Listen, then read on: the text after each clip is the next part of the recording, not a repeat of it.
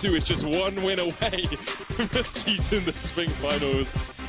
Yes, Wonder played really well, mate. Yes, he did. Wonder is a really good top laner. He is. If you had not figured that. Statistically, performance-wise, he's handsome. He's got everything going for him. He's played really well this game. And I've been really impressed with overall with what he's been able to do in this game so far. And so far, he's kind of been like one of my MVP performers kind of players. I would agree with that. I think he's been put on carries and he's really stepped up to that mantle. Having the GP, having the Swain a couple of times. It's definitely worked out well for him. I do wonder if you just ban the Swain. Might work out well if you want to win the draft in terms of being Splyce. So, I mean, it's interesting that you say that.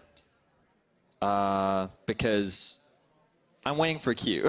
Yeah, you keep talking. You have to keep talking until the Q comes in. So we have and a then cool... we get Q. Yeah, We've got a cool thing that we're going to talk about as soon as we're queued to talk about it, which is now, Vedius. Yes. Splyce have their backs against the wall, and we want to know what you think they should do next.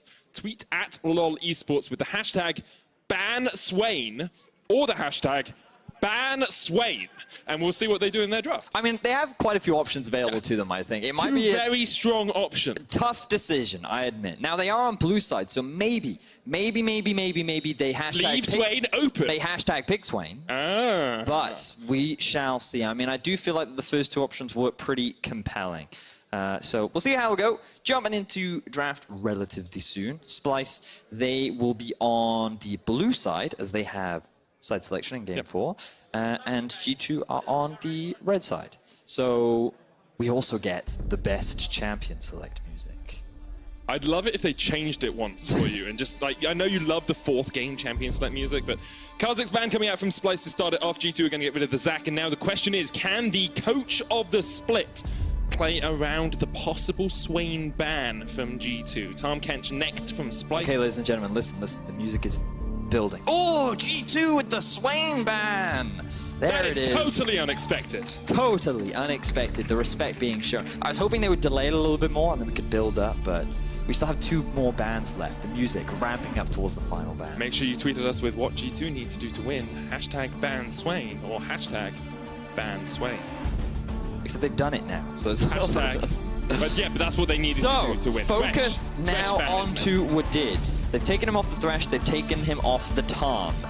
I'm curious as to where he goes to next. During the regular season, his most played champion has actually been Braum, so I'm sure he's happy to bring that one out. Splyce get themselves the Camille, though. Wonder last week, he had an immaculate performance on the Camille. It's definitely a big comfort pick for him, and we get to see carry versus carry. Odo, he's been on Sion, he's been on Gnar. Now he's on a true carry up in the top lane, and a part of me feels that we could see the Vladimir come out from G2. I was talking to Odo the other day, and he was telling me about Vladimir as a champion and what champions he's good into, and he feels that Camille is one of those champions that doesn't really have that many weak laners, but Vladimir is someone that can do pretty well into her because in lane, she's strong due to her poke, but Vlad can match that with the amount of sustain that he has available to him. So we'll see what they prioritize. Meanwhile, G2 will look in their bot and mid. Yeah, Rise 4 perks in the mid lane, and Braum 4 did his most played, 3 and 4 on that across the split. Odo is undefeated on the Camille, 5-0. We'll have to see if he is able to carry his team to a 2-2 scoreline. Remember, 5-0. 5-0. Wow, impressive scoreline there for Splyce. Ooh, remember that back in it's actually been in both game 2 and game 3. The Trundle has been taken away from Xerxes. Immediately going to go back to it. Considered a good pick into both the Skarner and the Olaf, which have been 2 of the most popular junglers for Jankos so far throughout this series. So Splyce here have the option of going for something like a support or an AD carry. They'll lock in the Jhin for Korba. It's his 3rd time playing that split. So like, there's a lot of denial here from Splyce. They've taken Wadid off of 2 of his seemingly best performing supports so far. They've taken away the Jhin from Hyanan. They've also gotten a carry for Odo in the top lane. Like, everything seems to be going pretty well for Splyce in the draft. Getting themselves that blue side seems to be doing wonders for them. However, G2 will still be pretty happy with this. They've got Rise for perks in the mid lane. You've got Jankos on his Skarner, which he's played very well across the last 2 games. There's a lot of opportunity for G2 to make those plays. I feel like I want to see a Galio ban here from G2, because even though Galio did receive a couple of nerfs, I believe it was on 8.5, and his priority has certainly fallen off, Galio plus Jhin, Trundle, Camille is a really devastating combo. And we do know that Splyce can look to play through their bottom lane. We know they have the ability, but they can also play through top if you have that Galio-Camille kind of combo. So if I was G2, I would look to try and play safe and just take that one off the board, not run the risk of Splyce having it available. Instead, it is going to be the Morgana ban. I expect Splyce to ban out Caitlyn here as well. They've removed the Sivir, Zaya's out of the pool. They've taken the Jhin for themselves. They would force Yanan onto something that he has not played yet this series, but still a couple of other options for them. Could go to something orientated at the top lane if they want Oda Wamne to be on a safer carry up there. Instead, it's going to be the Ezreal, so accepting that Hyanan could take the Caitlyn for himself. Could go for Caitlyn, could also go for Varus is another one. Kog'Maw is another option available to him as well. He did bring that out in the final week. Oh, okay, so he's going to go for the Trist. Will struggle in lane up against the Jhin. We'll talk a little bit more about it once we get into game, but has been one of Hyanan's most successful AD carries, and during the regular season, when he got this champ, is when we really saw the best performances from him. Yeah, he's very good at it when he pilots it effectively, but you do have to remember she was nerfed on 8.5. Attack range and lane was reduced, bit of a buff to her damage in the jumpy one as well. Cassiopeia locked in here for Splyce. Expect that to go to Niski in the mid lane. Yep. Into the Rise. Has played it once already this split. So strong skirmishes coming out from Splyce. Bit of a 1-3-1 coming into fruition. I wonder if they will go for... Ooh. Shen support. I would imagine it's a Shen support. And then... Oh! Fiora. Yes! The skill matchup. Wonder versus Odo. Camille versus Fiora. If Wonder was ever going to send a message, this would be it. G2 drafting themselves a very solid 1-3-1 comp. You have the Skarner to get early leads and look for early plays. Whereas Splyce, they also have a strong early skirmisher. Very strong 2 versus 2 in both mid and top. They should have lane priority in both those lanes as well, along with the bot lane too. Splyce should be the team that has that strong early pressure. The question is, can they translate that into a solid mid-game, get the fights they're looking for, gain priority over the side lanes, and stop G2 from setting up the 1-3-1 that they have built their comp around? It's only the second time we've seen Fiora this split in the EU LCS VDS. Last time was by Sminny J on H2K. He went 0-6-0. I'm sure Wonder will not want to repeat that sort of scoreline, but that top lane is where all the action is this game. We'll have to watch Xerxes and Jankos once again to see if they can spark their teams into life, because G2 are only 1 game away from their 5th final in a row, and Splyce are only 1 game away from crashing out and having to play in that 3rd place match. They will still be able to go to Copenhagen, but you are right. 3rd place is what they will play for. They want to stay in for a shot at the finals. Everything is so important in this game. G2 versus Splyce. It's game 4, Medic. Will this be it, or will we go to Silver Scrapes? Oh, I want some Silver Scrapes. I want some game 5 in my life, and I'm sure a lot of Splyce fans out there will as well. Can see Niski picking the signature Splyce champion. It's the Snake in the mid lane, the Cassiopeia into the Rise. Xerxes on the champion he brought back into the meta against Roccat, that Trundle jungle. 30 seconds. The innovator. Always the innovator. Ever since he came onto the scene with the unicorns. First guy to play Zac, first guy to play Warwick. Yep. Now the first guy to play Trundle, Rumble in the jungle. He pretty much introduced Ivan to the world, really. Except the Koreans said, no, we're not playing Ivan. And then they said, yes, we'll play it for a little bit. But then they didn't play it for long, because turns out he sucks in the early game. Killing yourself in your own jungle is never really ideal. But anyway. Let's focus on the champions in this game. He is playing the Trundle. And as we said, really good early skirmisher. Often picked into things like Skarma and Olaf because, surprisingly, he can out-skirmish them. His Q, taking away AD, the bonus stats he gets from his own W. It's kind of like, when you think about it, he has a very similar, Trundle rather, can do what Skarner's pillars do, except wherever he wants. Which means that if he finds Skarner unawares, he can get those early trades off. And he also has the pillar, which is great against champions with low in mobility. Unfortunately, G2 have a little bit more mobility with this combo they found for themselves. The taunt already towards Yana. Ignite, well, he has to flash away. Exhaust comes down, Yana with a heal. And Splyce go incredibly aggressive early on. We did get the stun off, but Yana has been forced out of this lane entirely. So we did talk a little bit in draft about how you will struggle as a Tristana, but look, no summoners. Gankus is around. Pings are coming down though. Splyce recognizing the potential gankle. The ward goes out, they see him, they know what's going on. Now Odoamne level 2. Trading on towards Wonder. You talked about skill matchup. Well, Odoamne with the level advantage should be able to harass down the Fiora early on. Too much action right now, Medic. Pick a lane, top or bot. Let's talk about top. I want to talk about top. Okay, so top. What happens in this 1 versus 1? Typically, it's really difficult for Wonder to have the same sort of wave clear that Odoamne will have. So you expect him to go for an early Tiamat so that he can match that kind of pressure. But Odo, he uses his tactical sweep to get this poke out. He has the Comet that helps throw a little bit of harass down as well. But what makes this a big skill matchup is what Wonder decides to riposte. Because you could riposte the stun, then go for the stun back on your opposition. Not only do you then deny the attack speed onto Odoamne, but you also remove his limited amount of crowd control. Alternatively, you can riposte the second part of Camille's Q, which is a large part of her damage, allowing you then to turn around and go for the re-engage. And that's very much a preference thing, and it's also like a lot of mind games about when you choose to use the stun, when you choose to proc the Q.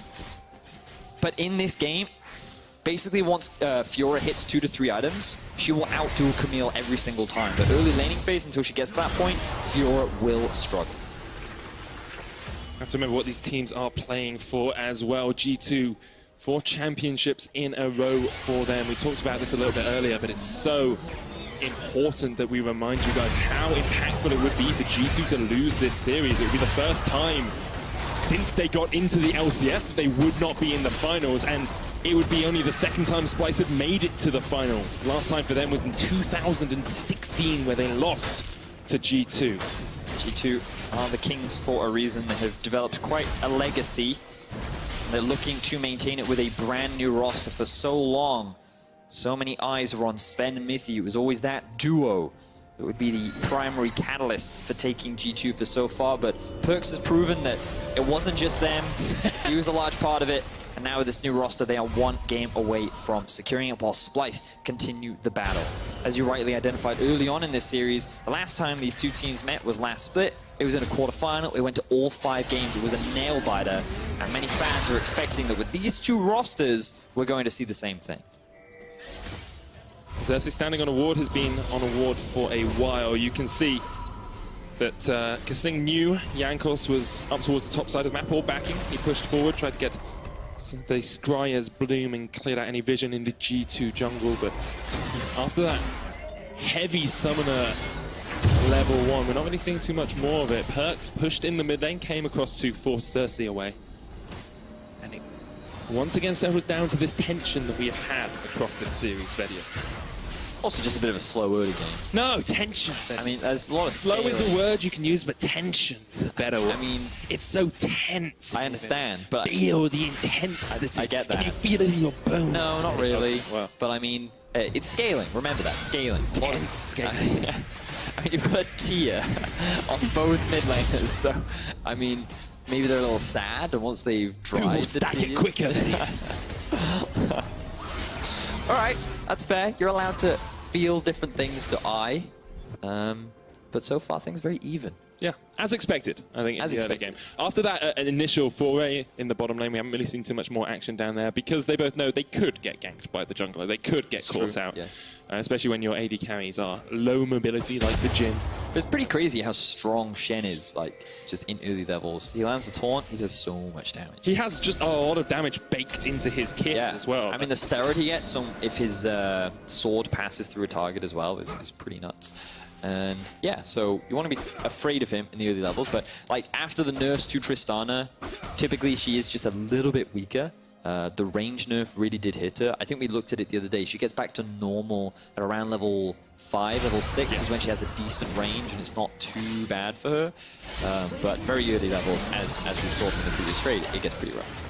We're costing the damage there. Wonder's going to trade back here with a grand challenge, and Odo has to flash away. Jankos once again trying to catch out his former brother. Surprised he didn't go for that kill, especially with Jankos on the way, and the fact that he had flash available.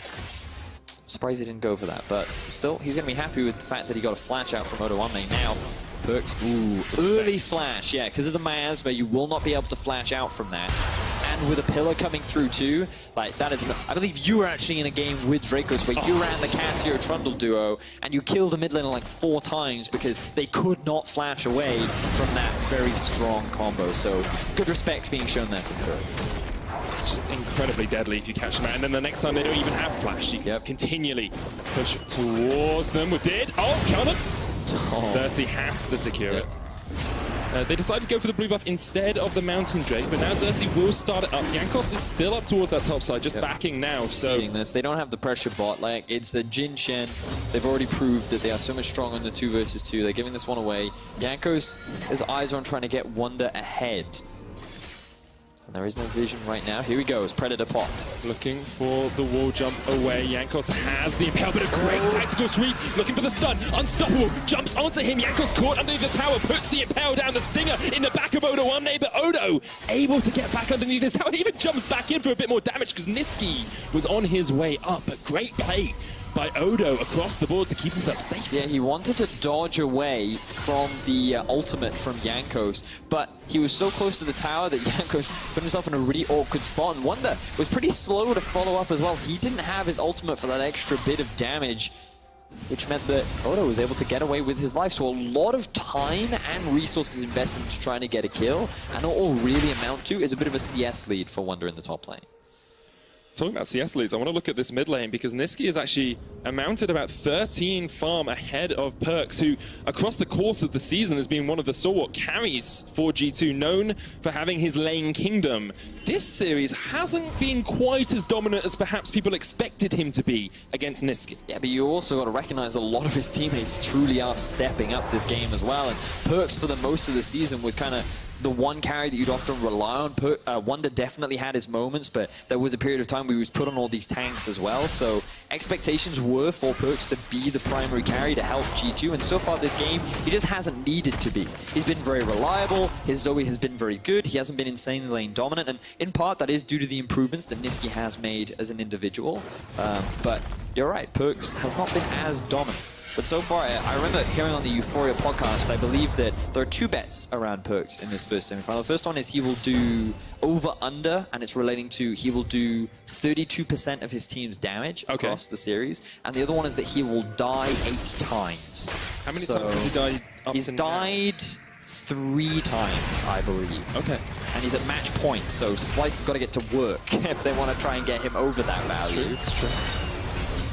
Catching out Perks would be pretty beneficial to Splyce, of course. We've seen the pressure that Xerxes can put on towards that mid lane, but at the moment it's all about top for Jankos and Wonder. Going to pop that vital. Odo jumps away. Nice. For Wonder, and here comes the Stand United as well. And not actually going to go for the full engage. But I think that's largely because Jankos showed up, in which case Odo didn't feel confident enough to commit. He did have his ulti, and with Kasing there, they probably could have gotten themselves a kill, but that was really good patience there from Odo Omne. This is why we talked about it being a skill matchup, right? You can't just waste your abilities, you've got to be very patient. You've got to use the mind games. And right now, because he won out on that exchange, Splyce have the rise on the top. I like it from Splyce as well, because they push out mid lane, they bring Niski up, and they say, okay, we could have 4 players in this top lane.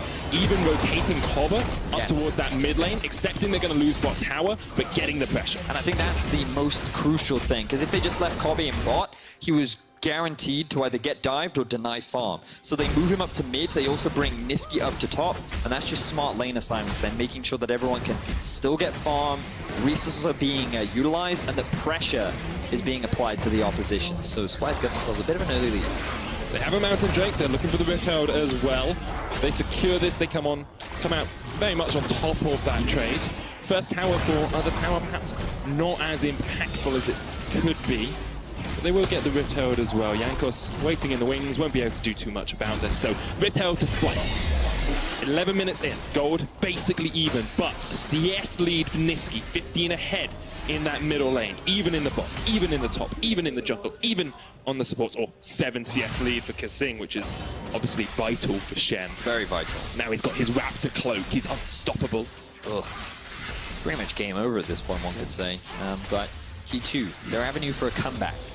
You always have the split push power of Wonder. Remember, he will 100% win out that 1v1 later on into the game. It turns from away from a skill matchup into a, oh, this is Fiora and she pretty much kills everyone. Now G2 looking for a gank and bot. Jumping on towards the center, suppression on Korba, once again overextended and taken out by Hyun, and first blood goes to G2 and they're not done yet. Chasing on to Kasing, great dodge on the winter spike, but the exhaust comes out. Jankos not going to be able to get the stun as Kasing flashes the wall. Ooh, a lot of investment there in the bottom lane from G2.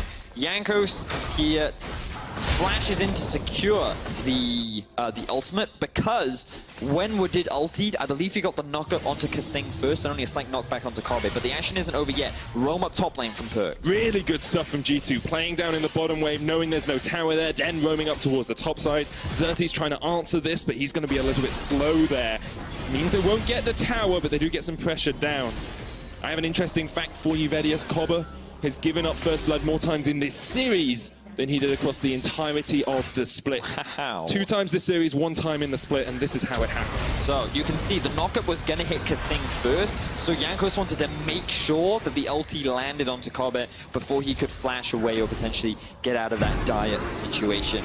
Kasing was then forced to flash with the support from Xerxes. He's able to get away himself, but Jankos finding that early kill will extend the goal just a little bit, but primarily the goal there was to put Kobe behind and help Hyun and get the resources that he needs to turn into this big carry later on. That's exactly what they're doing, building up towards that infinity edge. Koba going towards the Essence Reaver for himself. Full rod of ages on Niski, though. He's going to start stacking that up.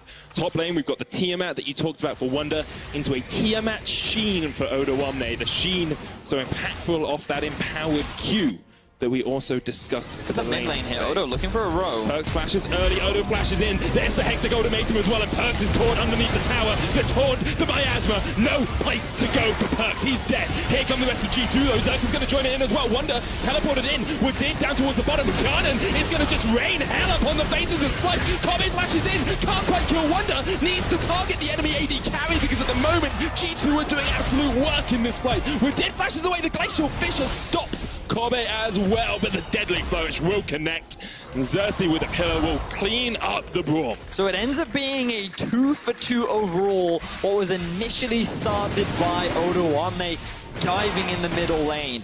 Very clutch back and forth. Could have swung heavily either way if it weren't for a few micro decisions, and the Rift Herald being thrown bot as well.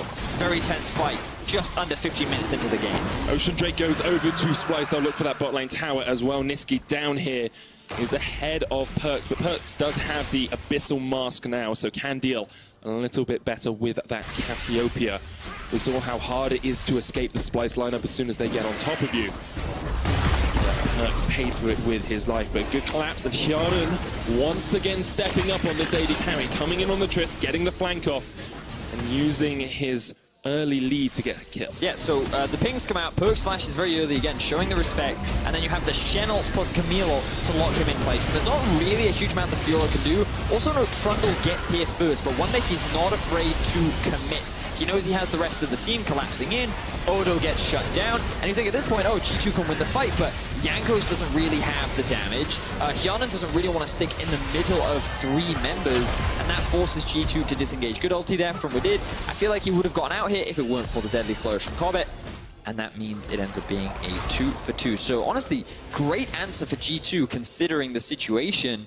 But a Splyce still end up with 2 kills over their opposition. We've talked so consistently about the 2 carries for G2. Wonder, Perks, now Hyanon stepping up as well. It's taking him a whole split to really fit into this role, but his play on the Jhin in the last game and his play on the Tristana thus this game has looked very, very strong. Many G2 fans were looking for this kind of a performance. Many people were excited. You know, Hyanon, he's had a lot of great performances in the past. He was formerly of H2K, he's been on Roccat. He even took a bit of a break for a while. You know, he played for Vitality too, back in the split where they last made playoffs. And many people were looking at him and thinking that he could be a big carry. He could provide the role that G2 needed. And it's only recently in these playoffs that we're really seeing that come to fruition. You have to remember who he was partnered up with for a lot of his playoff performances in the past. It was Kasing. The Hyanan Kasing bottom lane was one to be feared. They took HTK to Worlds. Yes, they got knocked out in groups, but they went there. They went to the World Championships as a duo. They never won a final, though. Kasing's actually never even been to a final. Has Hyanan never been in a final? No, he's never been to finals as well. Yeah, I didn't think so. So many people just battling for that. Yeah, Jankos Wonder, Jankos Odo, Kasing and Hyanan, all of them being to semifinals many times. Niski, yes, but he's only been in one split. Yeah, I don't really count Niski. Let's see how the game progresses. Still very even between the two teams. If you have only just joined us, would highly recommend you go check out the other 3 games that we've had so far. And not just because it's us casting and our voices sound amazing. I mean, that's just the first reason, but also there's some great League of Legends. G2, they've had some pretty impressive snowballs versus Splyce, but it looks like they're not going to get that this time around. They have gone for a little bit more of a scaling aspect with the... ooh, nice sidestep there for Perks. But yeah, they've gone more for a scaling aspect with the Fiora and the Tristana. And Perks, he kind of has struggled in mid with all the ganks that really have been thrown towards him. He's done a pretty good job of surviving them, but still, fallen behind, still holds on to that mid-tier 1 for the time being. He does. AD carries are now in that mid lane as well. It feels like Wonder's got to a point where he can adequately split push into Oda 1 lane. Ravenous Hydra and a Phage completed on Wonder for the Fiora, whereas really still sitting on components on Oda 1 lane. I assume he'll go back and get the Trinity Force pretty soon. And the next objective, a Cloud Drake and the Baron in 2 minutes. With only 1,000 gold between the two teams, it's definitely going to be a big fight no matter how it ends up happening. Just looking across the vision, always important to keep track. You can see a lot of river control gained from G2 on towards the top side. They have 2 primary control walls, and then the rest are kind of lidded defensively towards the bottom side of the map. Whereas for Splyce, they primarily got defensive vision. They're being pushed in by G2. They have to kind of play on the back foot right now, given how strong Wonder is and how much pressure Hyanan has generated. I kind of look at this comment. They have the better team fighting, I would argue, if they can force G2 to group in the mid game. Okay. So Splyce have the better mid-game team fight. I believe so, but it's like, I want to say they have the better team fight, but then you just kind of comparatively look at the 280 carries. And Jin's not a terrible team fighter, especially against this comp, but it's just, it's Triss, you know? Super long range, has her own attack speed steroid. She's like a really crazy strong team fighter. But the biggest thing is that Camille offers so much more value in fights than Wonder does. And that could very well be the determining factor once Splyce tried to force these fights, especially once he's now got the Trinity Force, so now would be a good time to try and make stuff happen if you're Splyce. Got to play around those item power spikes if you can. G2 actually slowly amassing a little bit more of a gold lead here, up to about 1.5k. 20 CS in that top lane is probably contributing to that, and the fact that Perks has been able to stay pretty even with Niski on this Cassiopeia. That at any point you feel a fight could erupt. Once again, Veddies, tension. See, this is a little more tense, yeah, because now the Baron spawned, and vision becomes so much more important. Splyce have a really fast Baron taking team with Camille, Trundle, and a Cassio. I agree with that. I actually think this stat that just dropped down is really important. Splyce, when they're behind at 20 minutes, on average win 50% of their games, which is incredibly high. You would assume a team that's behind at 20 minutes would actually lose a lot of their games. But a lot of that does come from the early part of the split, remember, you know, and many teams argued that that was when rosters were still figuring themselves out, you know? It's true, it's true. I think you can look at Hyanan as a prime example of someone who's taken some time to figure himself out. The realm was going to be used here in the top lane. Jankos and Perks looking for a fight. Turn around by Niski is available. Teleports coming in, both from Stand United as well. Straight on towards Oda 1. There's a hexagon of him. Hyanan in from the side though, and already Oda 1 just burst down. Look at the fight from Splyce. They engage in too many directions and they lose 2 members incredibly quickly. Perks is going to chase down Xerxes. G2 just totally destroys Splyce. And now Cobbett and Niski are the only 2 alive. Can they get a pick onto Wonder? Petrifying Gaze was used, doesn't connect, but Wonder is so low. Niski with the bang sinks him in. Curtain Call comes out as well. Kobe did not need to use those shots. So it ends up being a 3-for-2 in favor of G2. They will secure themselves another tower in the middle lane. But the fact that G2 found another successful fight is extremely positive for them. Splyce struggling to force these positive opportunities. Just look at how much control G2 have over the map, and look at how strong Hyanan is getting. Hyanan with the flank there, that river control so important for G2. Yeah, keep your eyes on the mini-map right now, because what happens in the top is less relevant to how quickly the rest of the team gets hit. Jankos doesn't respect the fact that the Shen ulti comes in as Camille is teleporting. Just at the right time, he's able to lock at Jankos, but then look, Hyanan and Wadid arrive way before the Jhin does. He hasn't even ulted in this fight yet. It is a 4v5, simply due to the fact that Splyce were not expecting a full 5v5 commitment here. They end up losing 3 members, and the only reason why Splyce is able to get something back is because they punish Wonder. He should have cleared this wave and backed. Instead, he greeds and he gets punished. And he does, but you can see, like, Niski and Kobe still have their ultimates available. They were not in that fight at all. Yep. And they're your 2 carries. They need to be there. And damage at the end only really coming out because they killed Wonder off. Perhaps just a little bit aggressive. Not the communication we'd want to see from Splyce in Game 4 of this series. You know, and it's funny, because G2 have this legacy as well for always going 3-1 best of 5. It's true. In the EU LCS, because, I mean, they haven't really made it much farther in international events. But in the EU LCS, they have that track record of doing such, and I believe it was only against Misfits that they got their first 3-0.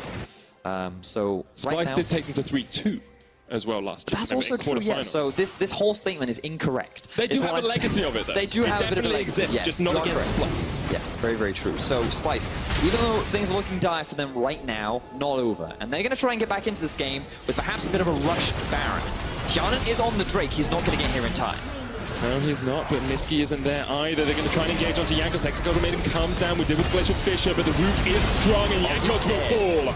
Splyce get the pick they wanted as they started up the Baron. They might turn back towards it. That is a jungler gone for G2. The Smite is unavailable, but they still respect the power of Hyanan on the Trist. They back away, they're happy with the pick, and this will just slow G2 down a little bit. Splyce can hold on to the vision within their half of the jungle. They can keep G2 from pressing their advantage any further. All that Splyce lost for that was a Cloud Drake, which, although it's changed to a percentage movement speed and does give you a slight movement speed in combat, isn't the most impactful dragon in the world. So Splyce won't mind. They made this catch off the Yank. So they kick this one off. Jankos just hanging around. And then, oh, look at the range there from Odo. Gets the shield from his passive. Just way too much damage. Niski wasn't even there once again for that. He was pushing out the top lane. Now sitting at 10 Rod of Aegis stack and a completed Seraph's Embrace. Going towards the Haunting Guys Leandries as well, which Okay, can so be watch so this. strong. This Odo's should going be to try and trade onto Wonder. The Triforce into Ravenous Hydra from Wonder is very strong. The dodge on the tactical sweep, but here comes Xerxes. Wonder using the movement speed to jump away. Not quite sure what Odo Omne was doing there, but the Stag United will eventually come down. Wonder dodging and diving away. The riposte trying to jump away, but here comes Odo, and eventually Wonder will fall. Oh, the Baron for G2. Oh, Wonder. This is how you use a split pusher. When Splyce sends members to go get him, the rest of the team gets something else. 3 members were committed to go and killing Wonder. He almost got the kill onto Odo Omne as well. And G2 walk away with a Baron. Beautiful play there from Wonder. Sets his team up beautifully. Can tell he wants to go to those finals in Copenhagen, and just such strong performance from him in every single game this series. I can't think of a game really where he has reneged on the pressure. No. The Gangplank one, maybe you could say, but just look at how this is played out, right? So Wonder takes a lot of damage initially, but now everything is on cooldown from Odo, so Wonder can go for the re-engage. He gets a bit of lifesteal off thanks to the Ravenous Hydra, along with popping the passive. He's so close to killing Odo, who hugs the wall to prevent the final true damage proc from being used. And then if he could have sidestepped that stun, maybe he could have turned it around. But while that whole situation was going off, G2 rushed the Baron, they secured it, and now they're sitting in a 4,000 gold lead. They have a 1-3-1 comp, and they have the Baron buff available. No Baron on Wonder, which is important for his split pushing, but he should be able to trade into Odo, as we said. Hyanan's just going to jump forward, but Spirit's Refuge from Hissing will keep his AD carry safe for the moment. 1v1 will be enacted, you feel, from Perks going up towards that top side, and Splyce just have to stall. Well, they've still got to take some steps, G2, because you can't really set up the 1-3-1 without vision control of the enemy jungle. And what you'll note is that Splyce still have a lot of vision around their half of the map. So for G2 to really start sieging onto these tier 2s, they need to guarantee control over it. Ooh, ulti actually being used there from Ryze. Yeah, Perk's not going to be able to get towards it, but we should have a look at that vision with the bird's eye view if we can, Vedius, because it is so important for G2 to set up this vision control that they're starting to set up.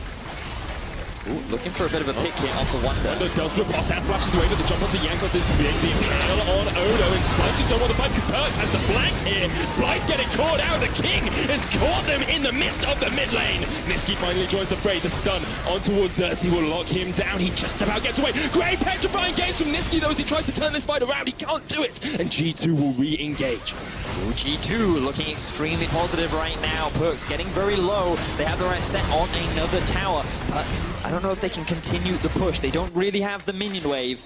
They don't want to overcommit. Cobbett is going to get away down towards this bottom lane, just snuck away, but you can see like Perks with the flank there, Hyanan raining down damage from the side as well. It's so difficult for Splyce to find the optimal team fight. They're now 6,500 gold behind, and G2 are knocking on the door of finals. G2. What a great fight once again from them. Hyanan coming up huge in this final game. Wonder contributing so much as well.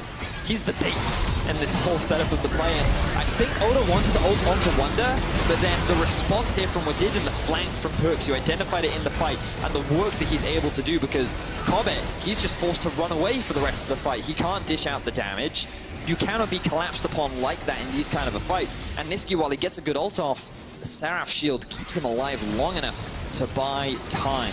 And G2, they secure themselves another tower. The Baron buff has now worn off, but just the triple threat carry from G2 really coming into effect. Yeah, Odo didn't really have any effect in that fight. As you can see, only 450 damage from him.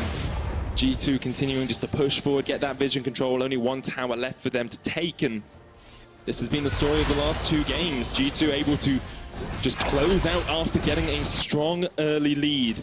If you're looking at Splyce now, you have to look at Niski. 3 items completed on this Cassiopeia. Looks like he's building towards a Rabadon's Death Cap next as well.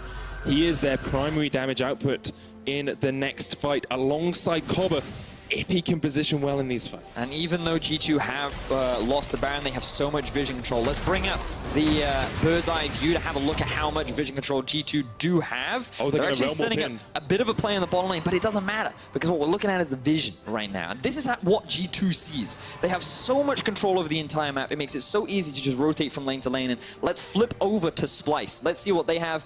Nothing. They have a bit of vision in the top side. They can see a couple of the entrances towards their base, but aside from that, everything is in control of G2. It enables them to get the final tier 2. They can now make their way towards the Drake. Things like the Realm Warp from the Ryze make it very easy to make these rotations happen as well. And this is why we like to highlight vision, because it's so important in this late stage, allowing you to break into the base and secure yourself the win.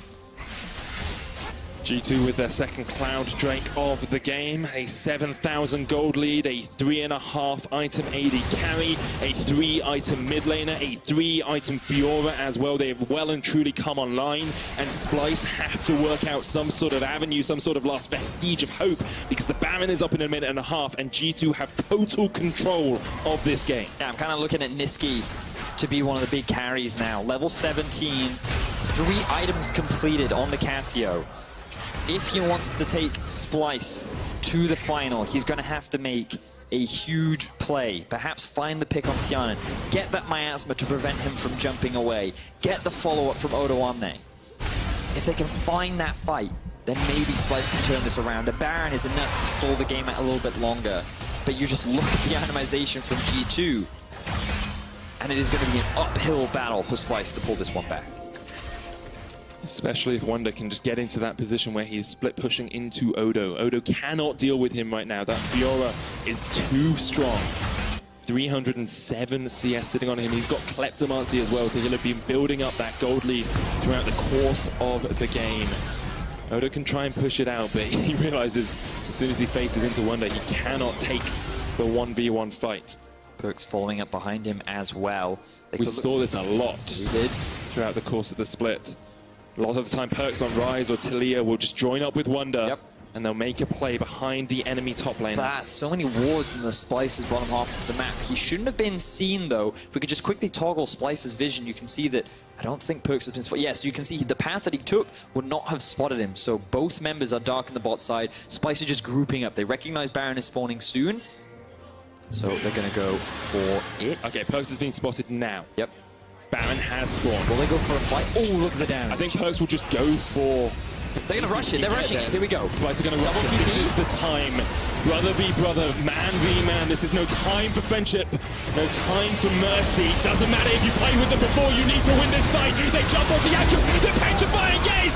Stunts G2 in their spot. But Yanin is still alive. Watch this AD carry jump around the fight. He flashes the wall. He's getting onto Kobe. The curtain call is That's a double. He's dead. Yanin jumps forward looking for the triple him as well. Perks takes it away. The carries of G2 do absolute work and shred through Splyce. Nisqy tries so hard to turn the fight in his team's favor, but it is Wonder and Perks and Hyanan that keep the hopes of G2 alive. I don't know if they can commit to the Baron right now without the smite. Xerxes is still alive as well. G2 choose to disengage, but what a clutch fight. So close for Splyce. For a moment, I saw that Nisqy ultimate and I was like, they've done it. Splyce have turned it around. Watch this fight again. So keep your eyes on Nisqy, because Yankos goes in, trying to lock down the AD carry, but it's the wrong carry that they need to focus in on. Kobe gets the kill onto Yankos, but then it's when Hyanan joins the fight. You'd think at first, oh no, this is going to end in disaster, but Perks is doing work in the 3 versus 3. Hyanan gets the kill on the opposite AD carry, and then when he rejoins, it becomes an easy cleanup. But now they're rushing down the Baron. And they will secure it. G2's second Baron of the game. The objective control from this G2 lineup has been second to none this series. And with it, they get a 10,000 gold lead. Odo trying to engage onto Wonder. Hyanan off towards the side as well there. Blocked out the ultimate. Wonder teaches Odo a lesson on how to top lane. But Mike, that was the correct decision from Splyce. Rushing that Baron down, forcing the double teleport, turning for the fight was best case scenario. It was just slight execution that ended up coming out in G2's favor. And the fact that Hyanan is so strong makes it so much easier for G2. Look, he's at full build now. This could be a 4v5 in the mid lane. Odo one has been spotted out. We'll have to hook shot across the wall here. He's trying to threaten the backline. He also wants to keep that minion wave away from the base, but Wonder in the bottom lane as well. He's now got no opposition standing in his way. He has the Baron buff this time around. He's going to walk those minions into the base of Splyce. Nisqy can come across and deal with some of these. No banner of command on the side of G2, so they don't have Bob, the bannered up minion, to help them out. Odo's still looking for the flank as he clears out his jungle. Hyana's going to push in with the minion wave in the mid as well. This tower will fall incredibly quickly. Tristana so good at it. The inhibitor broken. G2 breaking to the base. Road Warp taking him down towards the bottom lane as well, but Perks does not follow up, just trying to push away Splyce. And they will take the mid lane inhibitor. Odo, possibility of a flank here. Hyana's going to jump away. The Glacial Fissure used as well. Meanwhile, Perks can just try and rotate down towards this bottom side. Odo jumps in. The deadly burst, the root, the Hextech Ultimatum is a lot of damage onto Perks, and the King is dead. And now G2 have to try and retreat from this because the bangs are sinking in from Splyce. Here comes the curtain call as well. Catches only onto Hyanan.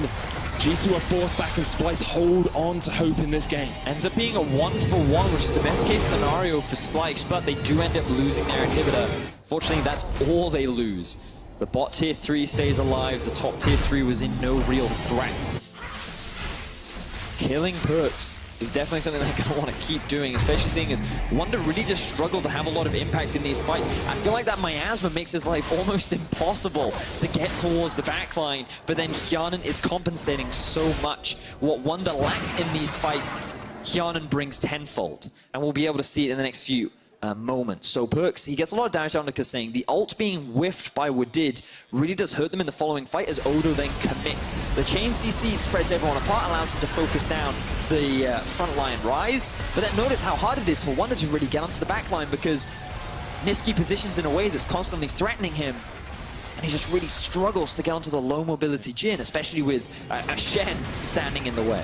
So Elder Drake on the cards, both teams have 2 dragons. G2 would be the very speedy boys if they got it. Yep. Equivalent of 3 Cloud Drakes. Splyce, on the other hand, just want to stop G2. Remember, there is true damage on that Baron buff as well, so that's what G2 will be looking for. They can take the Elder. Lane priority. Bot lane is pushing in favor of Splyce, which Perks is about to answer. Top lane is pushing in favor of G2. Rush this down. Cersei, he doesn't have vision. Doesn't have the flash either. 7,000. They're going to finish it. Pushing forward, 5,000 left on the Elder. Now he'll realize it's being done. The Curtain Core comes up as well, but just looking to steal it away. Doesn't quite get it. Here comes Perks on the flank. Very close. Perks on the flank, but the miasma's going to ground him in place. Look at the damage, though. It's all going to land onto Niski, and G2 are just going to clean this one up. They get 2. They're looking for Kasing as well. Yarden with the leap forward. G2 get the kills. A double for Wonder, and that should be the game. No one is standing in G2's way anymore. Perks gives his life for his team, and it should be worth it. Elder Drake, 4 members alive. G2 have the series in their eyes. Splyce thought they could take down the Kings, but when you come at the Kings, you best not miss, because G2 will eat you alive, and that's exactly what they've done in this series. The 3-1 curse remains on G2. Jankos is going to finals. G2 are going to finals. Odo is going back into the jungle because he can't do anything here at all. The G2 dynasty continues as they make their 5th final in a row.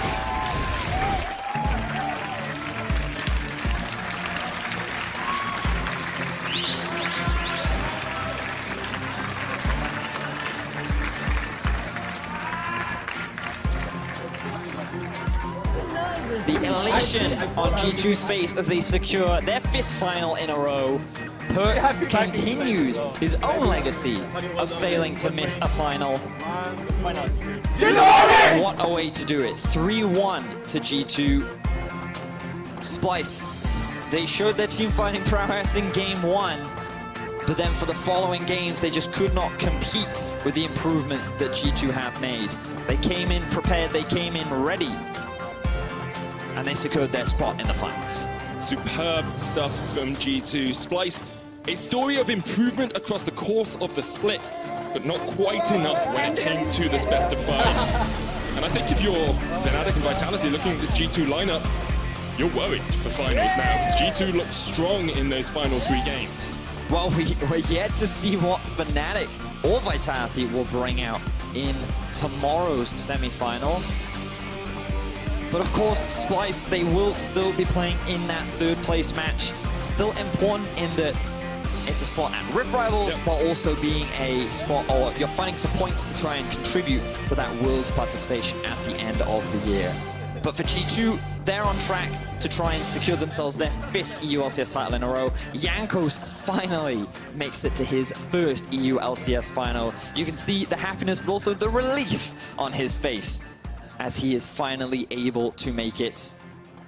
And I'm sure many fans are happy because Jankos has a lot of fans, and for a long time he's been praised as being the best jungler in Europe. He's an individual that is very fun to be around. He's a very happy-go-lucky guy, and he has finally had an opportunity to hold up the EU LCS trophy. I think you look at the rest of the team as well, and you say Wonder's going home, is going back to Denmark to play in the finals for G2. Perks is going to his 5th finals in a row, never missed one as a player in the EU LCS. Hyanan is going to his 1st finals. Kasing is going to his 1st finals. Like Wadid's everyone, Wadid, yeah, Kasing is not going to his 1st. It's because I always think of Hyanan and Kasing together. Wadid is going to his 1st finals in his 1st playoffs as well, so that's very impressive from him. The entire G2 lineup really have fought to earn their spot in the finals in Copenhagen. And it's not been an easy split for G2 either. They've definitely had a lot of ups and downs. They've had a lot of growth to make, and the same can be said for Splyce. It was a fantastic best of 5, and I hope we get the same kind of action tomorrow. Yeah, with G2 qualifying for their 5th straight EU LCS final, we want to know who you think carried the hardest. Our analysts have narrowed it down to Wonder, Jankos, and Hjarnan. So head on over to @LolEsports on Twitter and vote in the Player of the Game poll. Do want to give an honorable mention to Wadid. Yeah. I thought his Tom Kench and the sacrifices he made for his team was very good. I thought his Thresh was exceptional, and I also think he had a great Braum game overall. And while I definitely think that there were stronger impactors, it was important for me that the support got some love this game. It's very important. As a support main, I appreciate you, Vedius. Strange to see Perkz not on the list, but he didn't have as much impact as the other guys there. It's very, very true. With the action on the stage done for the day, there's not much left to do, but load on into the EU LCS post-game lobby.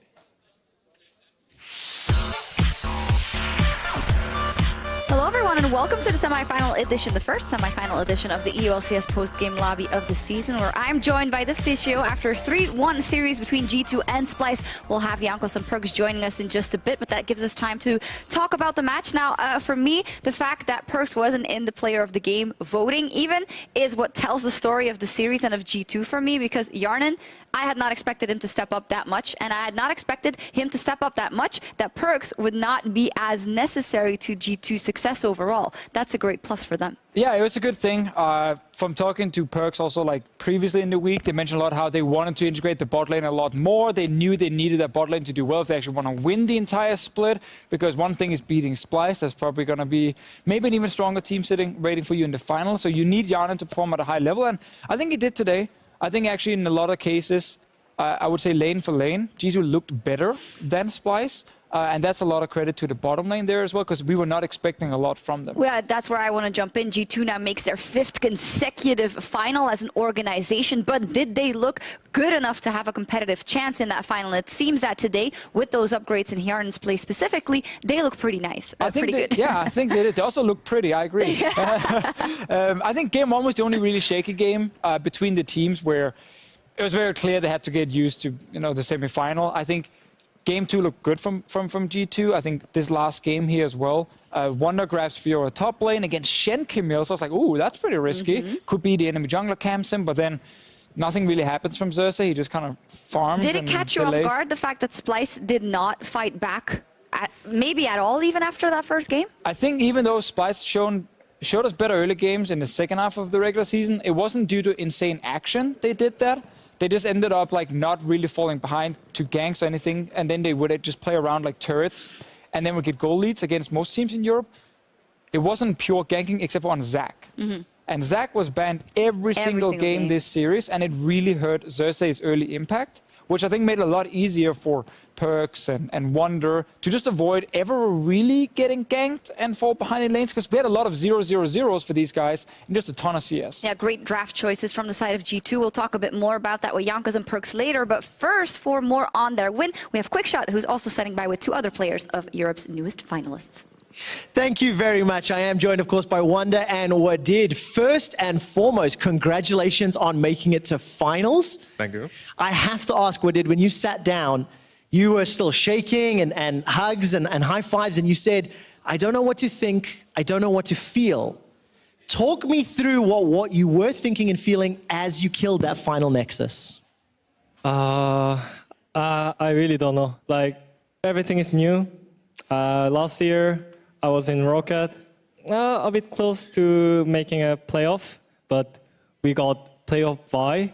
Like, it was so easy for us. And then right now, we got the finals. It's finals, right?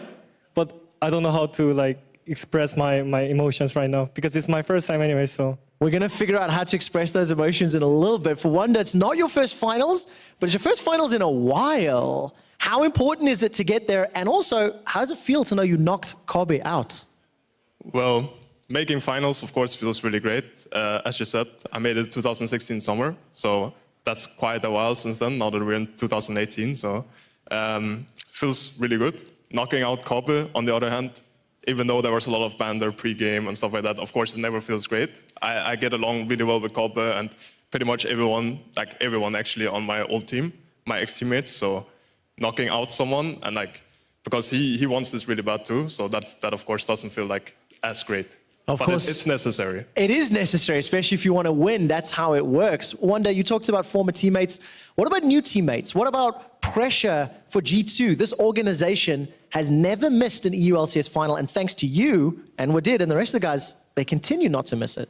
Well, personally, I understand that there's pressure following joining a team that have won 4 consecutive titles, where I haven't won any in my career yet. So I understand that there's pressure, especially from the community, but I feel like I'm pretty good personally at handling like pressure and not letting it get to me. And I think that my aspiration, my kind of goals as well for myself is further than winning EU, or like it is winning EU, but so You're aiming higher than that. We're kind of aligning in our goals here, and I think that's like what matters in the end. So I'm not feeling that pressured myself by it. I'm really happy to hear that. I'm excited to see how you're going to perform in Denmark, of course. You talked about personal goals, and I have one of my favorite tweets that I read from Wadid last year, in fact. You said something along the lines of, I don't just want to be another random Korean playing in a foreign league. You want to make a name for yourself in EU LCS. Do you feel like you're doing that now? I'm not sure. Like, I'm just making my image to like just funny ways, like dabbing on stage or something. There's just people, oh, what did? Oh, that guy just dabbed on the stage, haha, funny guy, but not the way that I'm willing to. Like, he's a really good support. He's making some play. He's a playmaker. But right now, I'm just like funny guy, like comedian. I don't want to be the comedian on stage, right? Like, I'm here for performing really well other than like other supports. Like, I'm here like Korean support right now. I'm only like being in a playoff. So yeah, I just want to show off your skills. Yeah, You've made it to finals. You've made it to finals, I guess. Yeah, I mean, if I rewatch my inting, yeah, maybe I can realize, oh my God, actually in the finals, yeah. I'm really happy to hear that. And it's always the competitors that are very critical, even after a win, that seem to improve. I want to congratulate one more. And just before we head to PGL, I have to say, Wanda, you're playing in front of a Danish crowd. You're in the finals again in Denmark. Could I ask you to give a shout out to your Danish fans in Danish ahead of the finals next week? Of course, yeah. Jeg håber, I alle sammen kommer og supporter os, når vi spiller på scenen. Mig, specielt danskerne og bare mit team. Jeg glæder mig virkelig meget til at spille lige foran alle jer, og ja, ikke rigtig mere at sige. Congratulations. I know your family were here watching today. Thank you for coming to the show. Congratulations, Wanda and Wadid. We will see you in Denmark for the finals. Thanks so much. Thank you. For now, back to Shux and the gang for PGL. Thank you very much. We're joined here by Jankos and Perks as well. Congratulations to you guys. Perks' 5th consecutive final with G2 Esports. Jankos, your first EU LCS final. I can imagine you're both pretty happy. Who's the happiest out of you both?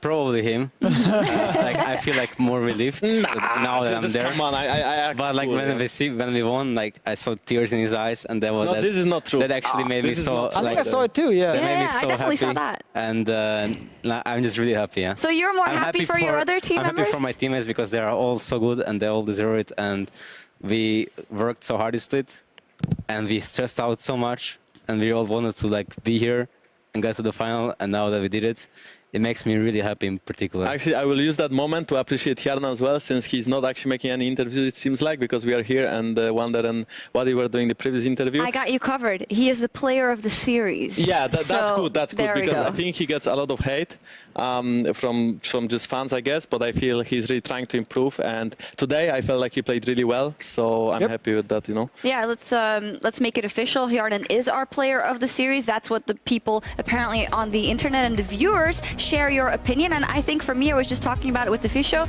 I was very surprised that throughout the series, out of all the lanes we talked about, G2's bottom lane really outclassed Splyce's bottom lane. And for me, that was quite a big surprise. And of course, there's a lot of the team effort around it, but a lot of that can be attributed to Hjarnan.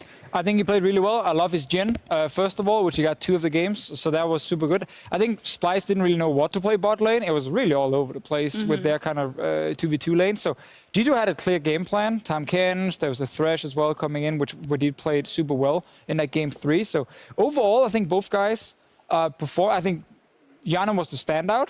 I think we did fine, but I think Yana was definitely the one who did the best. Is it nice for you to know, Perks, that when we're talking about G2, we often talk about Perks and the rest of his team and Perks and Wonder, but in this game, it seemed that you very much did your job, but it was much more a team effort, I think, than I've seen throughout most of the split. Is that fair? Yeah, that just makes me really happy. It relieves so much pressure from my shoulder in terms of like me needing to step up or do like force every fight. But now this series, like my team was forcing so many fights, and I could just be like calm guy, I guess, like kind of, and I would like make some mistakes here and there. I played fine, but I could play a little better, I think. But it just makes me really happy that my team is like so good right now. Well, and Jankos, you definitely were a big part of that, often getting the engages going for your team, getting the early game played out. And we were a bit surprised about how Xerxes did not have as good of early games as he had in the second half of the split. Where do you think, or why do you think it is that you were better than him in the series in the early game? I think, first of all, I feel like his champion pool was kind of targeted because we banned one champion. Zach, I think he's by far the best on that champion. And then when it comes to other champs, I felt like his Ola was a little bit underwhelming, and then his Tralna was really good, but not every game you can win with Tralna. So I personally feel like Xerxes is really good, but sometimes he should play more meta champs as well. And then also, I think we just played better as a team. I didn't feel like any of us played much better, like individually, than his counterpart. I just felt like what we practiced, the whole split, kind of paid off, and we were communicating really well. We were talking, we were playing as 5, and also basically, yeah. I guess that's it. That was it. As a team, they played better. And then it seems to me, as we got kind of a taste of this matchup in the tiebreaker, but not that much change. G2 was also dominant in that, and G2 was also dominant in this best of 5. So what does this mean for Splyce? Is it just third place match now, and they just have to work on this project, but they weren't strong enough to make it to the finals? To me, it felt like they were just a weaker team today. It wasn't like, I think there were some questionable decisions on Red side in some of the games where they gave Swain, they didn't have an answer to Swain. They tried the Gnar Olaf one, which I'm not sure if you guys understood that one specifically, but then they didn't actually even play around it. So Wonder got another free game up top. Obviously wasn't the main, like the only reason they lost it, but I think they tried to do some things in pick and ban phase to play comfort. Also with Zillion coming in that second phase instead of getting a winning bot lane. So there just were some things that didn't seem to click for them as a team. Yep. It meant to me that they were the weaker of the two. So them going into the third place game is just, it's fair. It kind of feels they fair, didn't yeah. deserve to win today. I at least can safely say that. And I think G2 looked in control 3 out of 4 games. Yeah, we'll see how you guys do in the finals. Throughout this PGL, I'm also going to switch in some Shocksin statements. If you guys don't know what that is, it's some statements that we designed that you guys might think are absolutely crazy or right on point, should be harsher. You let us know, all right? Okay. This is the first one. Wonder is the biggest carry on G2 Esports. I think that's fair to say. I mean, I think his performance, at least on stage, looks really well, and I think a lot of the times we try to play around him. So I think he just overall plays well, yeah. I mean, yeah, I agree. Like, there's not much to say. Like, he's the biggest carry because when he gets a carry champ, we expect him to carry, and he usually does very well. So he is the carry. Do you think that you fully went to that mindset of let's just always give him a carry as much as we can, because we saw it being on and off in the first half of the split? I'm not sure actually, because we are still fine playing tanks, but we actually think that also carry top is probably the best right now. I'm sure that when we see LCK tomorrow, maybe we'll see all kinds of like playing around top and carry top stuff. And playing around bot is important as well. That's why we got an advantage as well because of our draft. Like enemy support we knew that he could play melee supports, but he doesn't really prefer them. So that just gave us a huge advantage in draft. Like you guys have no idea how easy that made me feel like when I saw like Jana or Zillion or something. Like it made me really happy. So. Do you agree with that? Was that also kind of Splyce's I mean, that's what downfall? I talked about before, where it felt like in the pick and ban phase, they were kind of handicapped in what they could do. They lost Zac, so that was the best champ in the jungle. And then with a lot of support picks, like I thought we were going to see more like Morgana essentially coming in some of the games, when I think it could have been picked with Morgana Caitlyn as an example. They didn't go for that, and then they swap it to more late game focused. So they don't actually have a winning lane, because they don't beat the Swain top. Niski's never going to beat Perks mid, and then the bot lane's drafting pure scaling. So it was one of the reasons also I felt like Cersei maybe couldn't do as much as he normally wanted to, and Jankos had kind of free early games in some of them, and we just got Skarner every single game. That does surprise me, because what that comes down to also for me is that, like, for a team of Splyce, they did have a week to prepare, right? So I would have thought that they would be able to maybe creatively think around that. And when you see that Swain being given over so many times without answer, if you see that Zach being taken away and there really is no answer for Xerxes, someone who has been very inventive in the past as well, it just makes me wonder what that's about, if there's no solutions that can be found in draft. But I guess we... To be honest, though, I felt surprised when he picked Olaf, for example. Like, we did not expect him to pick up Olaf, and this is a champion he picked up. I just think that some of their bans were really questionable as well. So it's not only that their picks, you know, their support doesn't really play melee champs, or the jungle can really perform well on a lot of the meta champions. So I think we prepared way better. We had 2 weeks, right? So we prepared better, and also I feel like we play way better as a team. We kind of look like old G2 and not the G2 that people were expecting us to be, you know?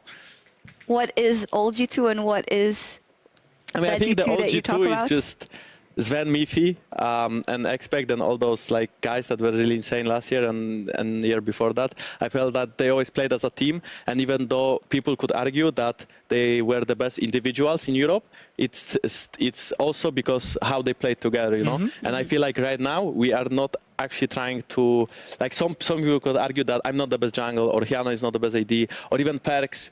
You know, we have Caps mid lane, and he's so insane. So, so that's why I feel like since we are playing way better as a team compared to Splyce, for example, we just won.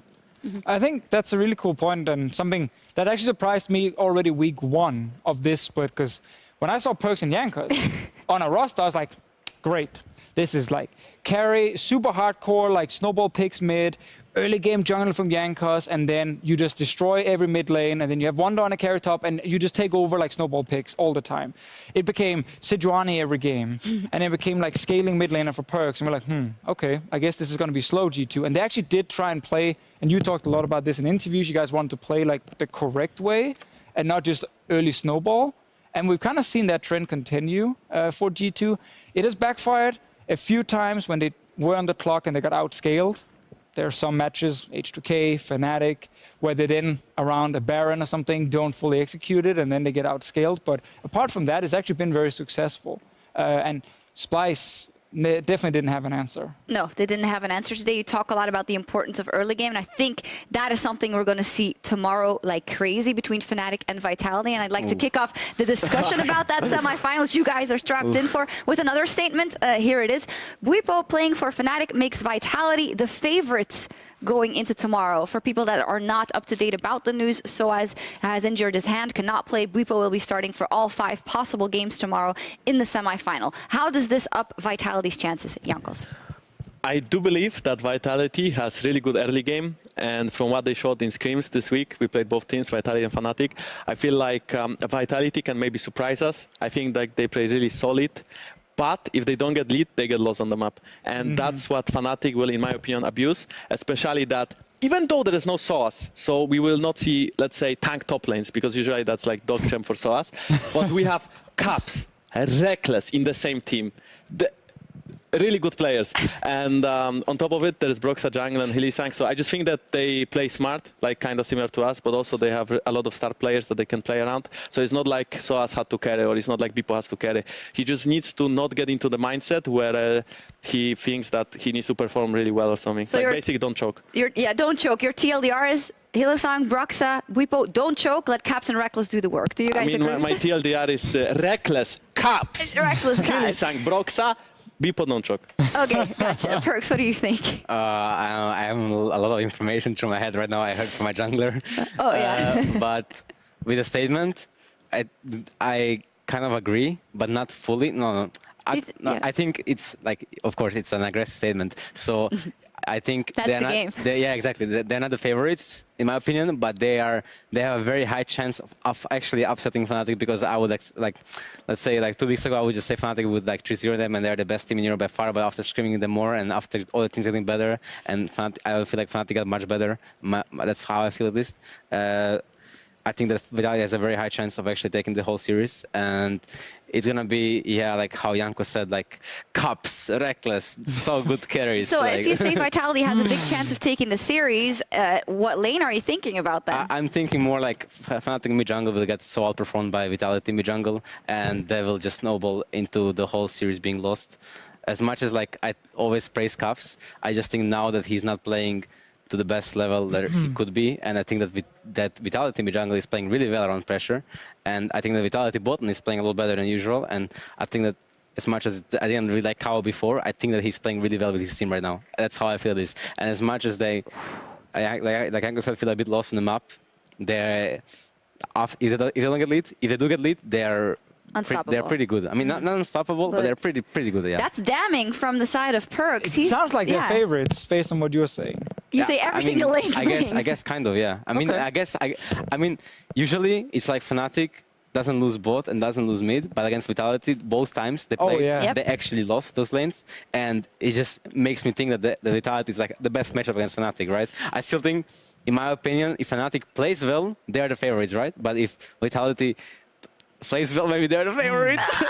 So I don't know how to explain this. a lot of information here, a lot of things being thrown around, obviously from scrims as well, which I can't base my thing on. But one thing I can say is I have now for basically 4 years of casting EU LCS heard about scrim teams who are so good at playing early game in scrims and winning games in scrims because teams just fall apart and they don't try and come back the same way they do on stage. They don't play as safe as they do on stage. I do not trust in Vitality executing properly around Barons consistently over 5 games until I see it on stage. Yeah, that is a good point, Fisher. I feel like and that's every gonna time happen. Vitality is going to Nash, they are sweating for their lives. They are And praying even more on stage. that Julius will actually smite it. And this could actually, and Broxa is actually really good at stealing Nashers. I know from experience. So, yeah. So we're going to have this situation where I 100% agree Vitality will win the early game. I definitely think Dizuke and Gilius will be way better in the 2v2 mid. I think Caps might even be left alone. Like, I'm watching the Fnatic VODs, and they don't even know what a control ward is around mid. It is disgusting to watch. Caps, fun fact, buys the 3rd least amount of wards out of any player in the EU LCS.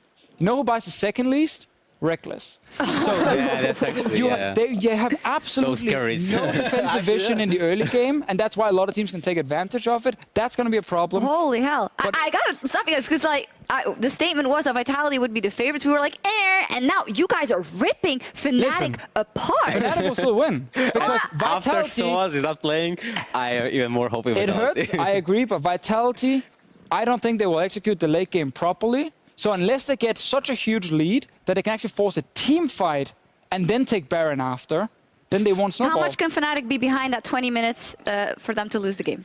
If they're Victor Sivir, kind of garbage, 10K. 10K. We'll see. I'm quite surprised because in my head, when I thought about this statement, I would say it's more of a 50-50 odds right now, but you guys are definitely giving a lot of credit to Vitality Perks. Are you thinking ahead? Are you thinking that you want to beat Gilius in the finals? Is that it? No, I think like for us, it'll be easier to play against Vitality than Fnatic. Still, I still rate Fnatic as a good team, right? But there's just something about Vitality Fnatic that it makes me think that Vitality will actually take them. Or don't also, get too biased from scrims though. You watch the HK series. Yeah. Also, but also, like, yeah, they were like meh in the series, right? But they can step up in 1 week, and how I see it is that Fnatic has choked in semifinals last year, and it just makes me think that they will actually, even though Record said we have joy, we will not tilt. I actually think that Caps will alt-tab mentally if something happens bad in the game. Like, this is the worst from him, by the way, not from me. And I think that just the mid jungle is going to have the edge in Vitality. Very interesting. And I also think it's very interesting that after week 9, like the opinions across the board where Fnatic is the strongest and will have the upper hand in any matchup that comes their way. And I don't think it's particularly related to Bwipo. It seems like it's different things that are surfacing here for you guys for Fnatic. They can really struggle early game. And Vitality have been probably consistently the best early game team, especially due to So are Dizuke Splyce in the second half of the split. Not by killing people, by taking turrets. All right. This is different. They're killing Caps, and then Caps is down, and then they're going to go bot lane, they're going to try and kill Reckless, and then that's how they can snowball it. My original prediction was 3-1 Fnatic. Yeah, they want to change it? With these changes, I'm going to do 5 games instead. I'm still going to say Fnatic will win, because I don't think Vitality will consistently win these late games, as I said before. And there will be enough games where Caps and Reckless can be the big carries. So, Jankos, who wins tomorrow? Why? I think I go 3-1 for Fnatic, since I feel like Broxa in semis or overall when the games matter, I think sometimes he finds a good pathing, or maybe they all do it, but they cheese a lot. And I feel like Vitality will try to look for similar things, and I just don't see Vitality winning without early lead. I see Fnatic losing, yeah, but so basically if Fnatic, whenever it gets early lead, the mid jungle is kind of lost, and then Fnatic will just snowball probably. So that is why I feel like if Vitality doesn't get a good draft or good early game, they cannot win. That is my opinion. That unwavering trust in Fnatic. Perks, do you want to put it on You gotta go Vitality? Vitality, man. I mean, With these words. I mean, with these words, like it feels like kind of I have to go, but I still think the Fnatic will win, right? I think that Vitality has a really big chance of upsetting, but I think Fnatic will win, and I will just call it like 3-2 Fnatic. Would you love to play Fnatic in the final? Or does not I matter think to it you? will be really hype, yeah. because we are supposed to meet them last year in Spring Split, and we got them in semis, and then they were like they were so bad, and then they came like they resurrected, and they were so insane. They 3-0'd HTK. Yeah. And then they also like 3-0 like so demolished Misfits in third place match. So they were actually they were probably deserving to be in the finals, right? Because I would like from my experience, like Fnatic was a little better than Unicorns, right? But then in Summer Split, I expected Fnatic to 3-0 Misfits, right? And then there was a Zac flying over in Caps' face. I don't know. There's something with Zac and Caps, like it just doesn't work together. Ban it. And the Misfits just like played better, I guess, in them and won. So yeah, I think 3-2 Fnatic, but I have my doubts, right? With everything here, I'm even more hyped for the semifinals than statement. I was now. Yeah, good. Thank you. And keep in mind, by the way, the Vitality is full of rookies as well. But they play a lot of BO5s. They've been in like also promotion tournament, 5 games and so on. Really? Like, and I feel like you're almost more nervous in a promo tournament than the semifinal of the LCS. Might be. When you're in a BO5. Maybe not, but they played BO5s at least. I don't know. I mean, I'd like to think that playing for now possible EU LCS title in the final Maybe is that's a going to little give you bit some cooler. stress. But Gilius, he stays definitely. cool, you know. He's going to... Wouldn't you give something to see Jankos and Gilius fight it out on the big stage? That would be really cool, by the way. That would be I would nice. prepare some banter and flame and everything throughout the week to throw at each other. That would be really cool. And also, according to this, I think just Memento, when Rocket played against... who did Rocket play? Splyce. Okay, Rocket plays Splyce, right? I felt like Memento took too much on himself that he has to carry, and he was not performing well. And I think if Julius or any other Vitality member thinks that they have to carry and they will try to step up their game, I think it will actually make their game just worse. I would say except for Jizuke. Just Fnatic will win. Like, come on, guys. Like, I just can't believe it. All right. Well, we'll check back in But it's gonna be tomorrow. We'll fun. see what Actually, I happens. really want to It'll see be super Vitality fun. wins only so he's wrong. Like, honestly, like, I want to contradict him right now. Okay, if I turn off nameplate and I don't see Reckless and Caps, like, we need the, I mean, you know, next to the champion, maybe I would choose my mind, but... Also want to add in case Fnatic loses tomorrow, Yes. Reckless will lose the Euphoria bet. Can you remind us? He will have to wear a hot dog costume on stage before the crowd shows up and film a video in front of the trophy, wishing Perks all the luck in the world and saying how happy he is for Perks that he can now win another title. If, however, Reckless wins, it's Drakus and myself in these hot dog costumes. Yeah.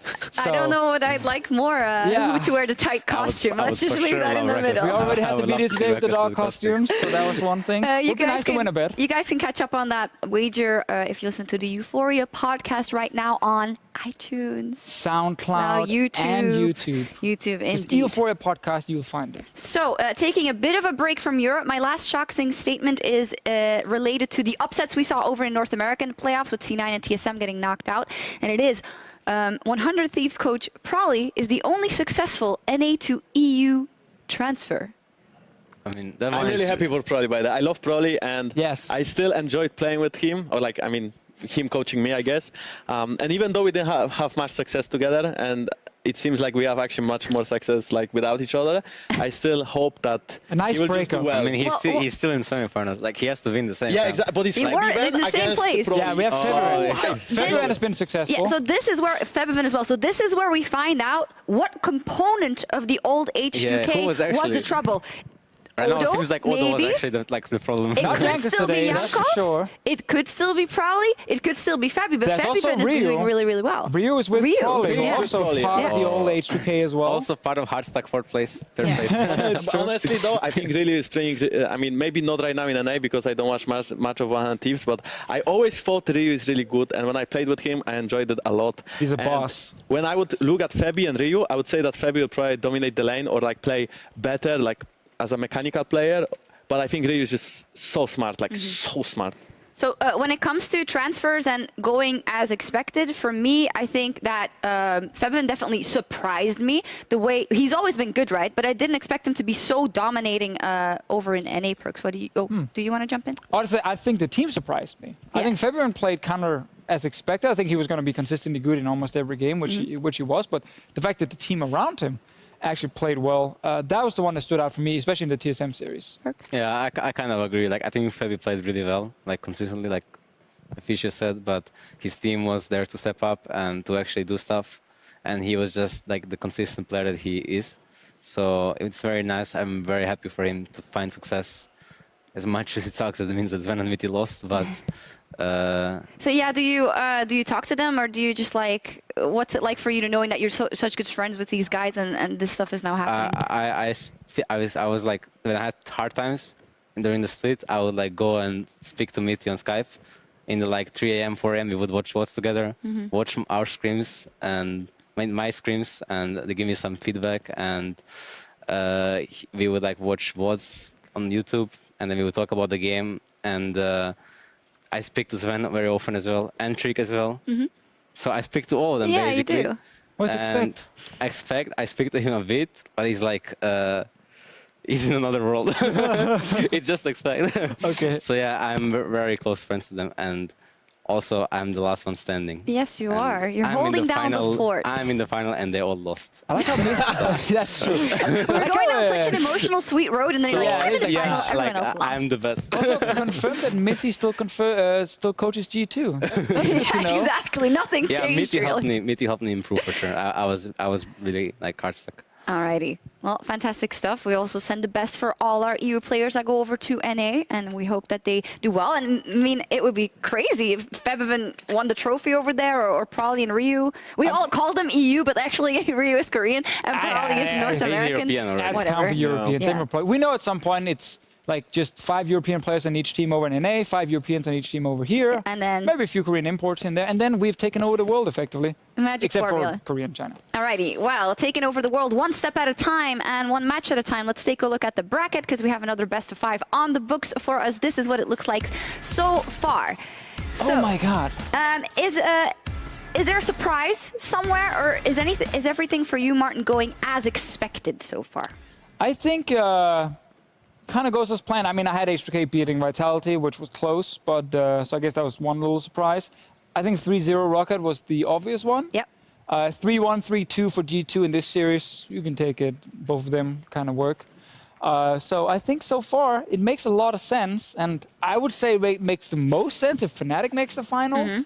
But with all the stuff we just discussed now, like I wouldn't be surprised if Vitality's in there. Well, what you've seen of G2 in the last week and today, and with what we've just discussed in terms of the relative level of Fnatic and Vitality, do you see G2 Esports lifting their 5th trophy in a row?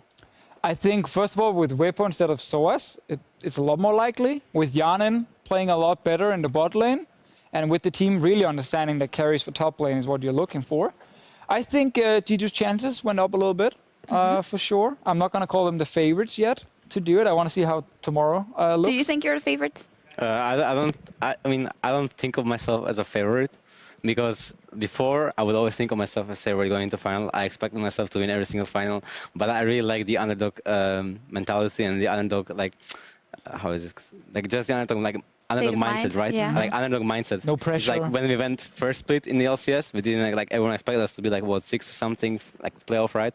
But we just went and we just like smacked everyone, I guess, and even in the final, like we just like holy, we smacked everyone. Yeah. And that was like that really like boosted my ego, right, and my confidence. And then MSI happened. And then MSI happened, and I still had a high confidence, and maybe too high, yeah.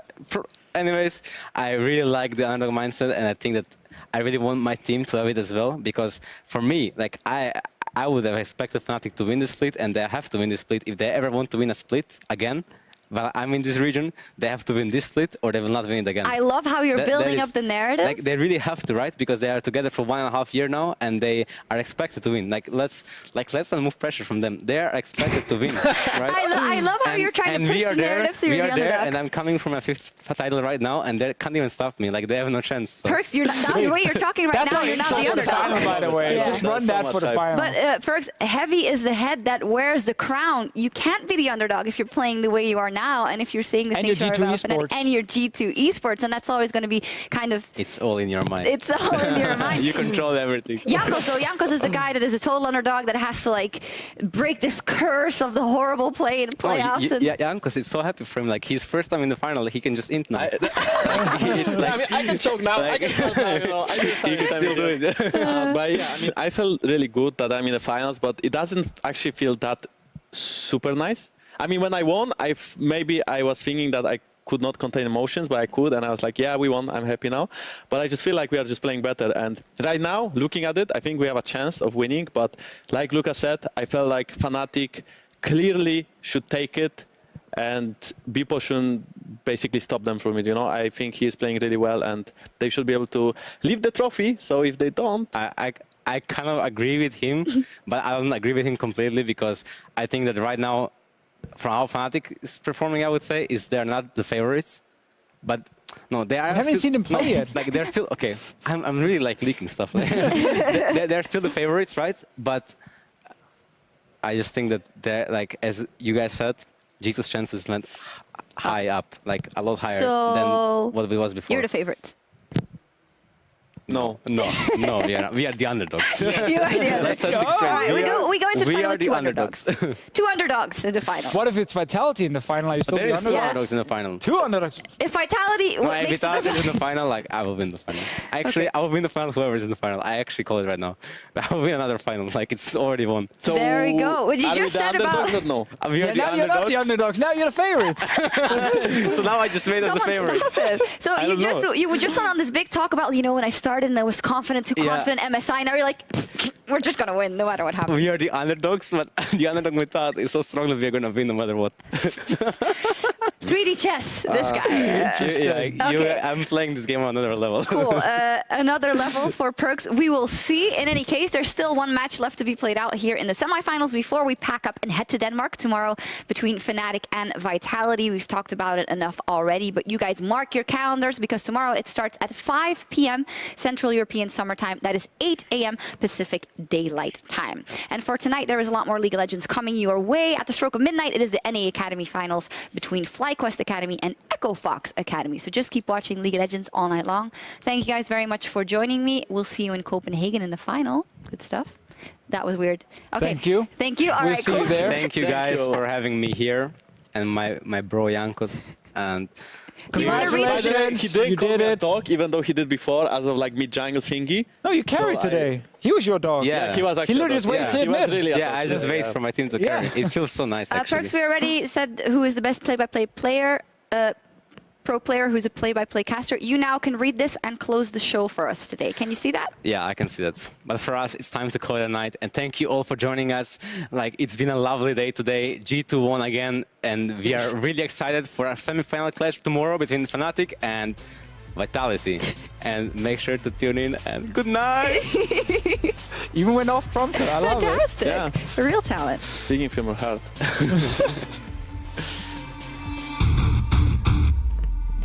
That was... Oh.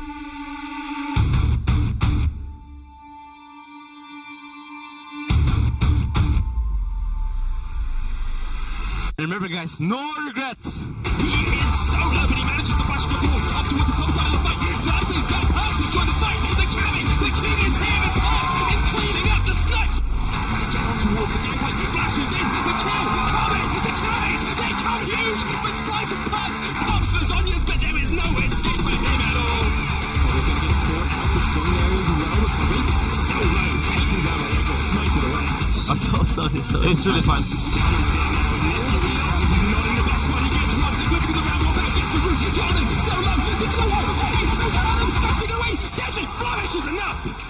Wow! The kill in the air. They are done now as they take the Nexus and even out the series 1-1.